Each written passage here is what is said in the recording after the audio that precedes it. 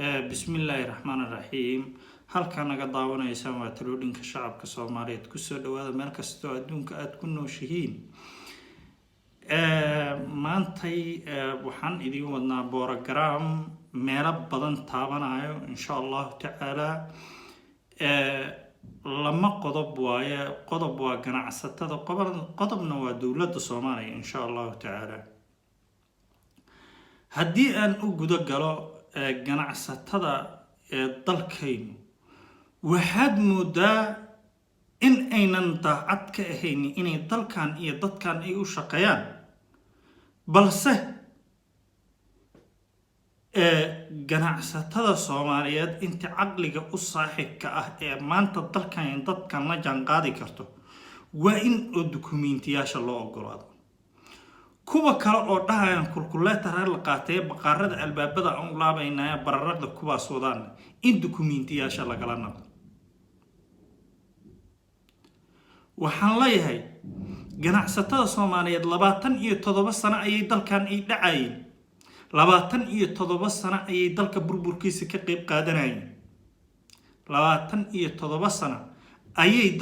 dadka Soomaaliyeed ay kala gadanayeen 27 sano wadamaanan dhisan 27 sano wax maanan qabsan dalkayna iyo dadkayna ayaa facood ka reebeen dalkan wuxuu soo maray jaranjaro dheer oo ninka ma arkino aqoonta saaxiibka u ah oo u soo jiiftay asagoo ogyahay fikradan ka dhaadhicin balse cod iyo power lagu dilayo laakiin maanta meesha aad fiirihaysin ganacsatay ma jirto laakiin waxa dan idinkugu jirtaa maanta dalka horumarkiisa inaad ka qayb qaadatiin haddii aad ka qayb qaada weysaan dalkan horumarkiisana waxaa imaan doonto dad Soomaaliyeed oo ka faa'iideysan karo diiwaan geli karo halka simikaarka baadiyaha ku haasto dhihi karo war adiga simikaar ma iga rabtaa ha baasaboor iyo dukumeenti dawladda ka soo baxo saaxiib ma wada tamay guriga habarta iska aad oo saas daacad ayaa imaanay haddii aad u shaqaysaan saas oo qof kasto ganacsi aad la wadaagaysan aad dawladda ku xirtaan oo tiraahan dukumeenti dhab oo dawladda ka socda ayaan u baahanaa aad tiraahan cashuurtii dalka ayaa si dhab u soo xarooyso ganacsigiina wuu baahaya dawladda si fiican iyo siyaasiyiinta Soomaaliyeed iyo aqoonyahanka Soomaaliyeed oo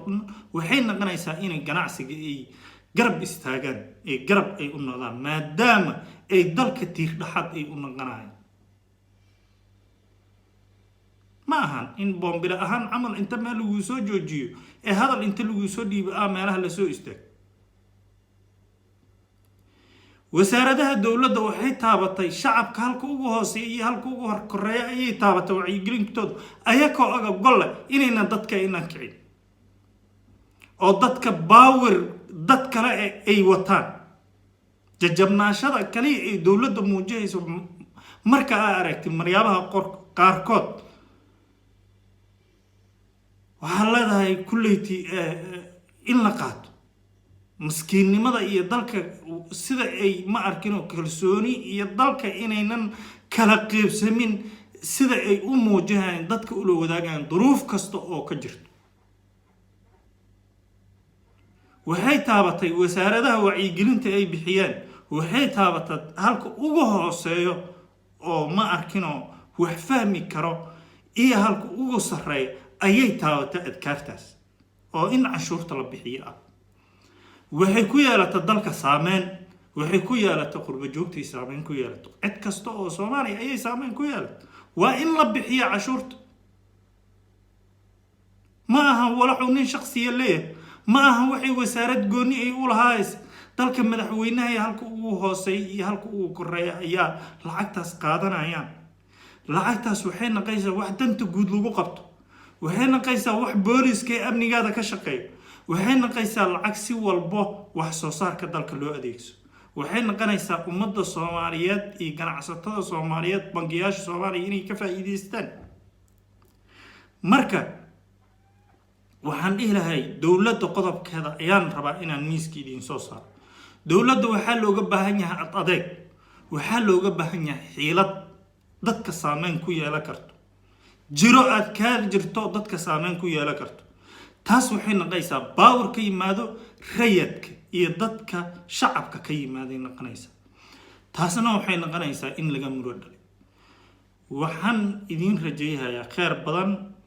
إن شاء الله تعالى وعيقلين وإنتاس وحا قبان ضد صوماليات أو بدن أيا قبان أو شعب أو ريد أيا قبان إن عشور طلبه أيا إذن سلام عليكم ورحمة الله وبركاته.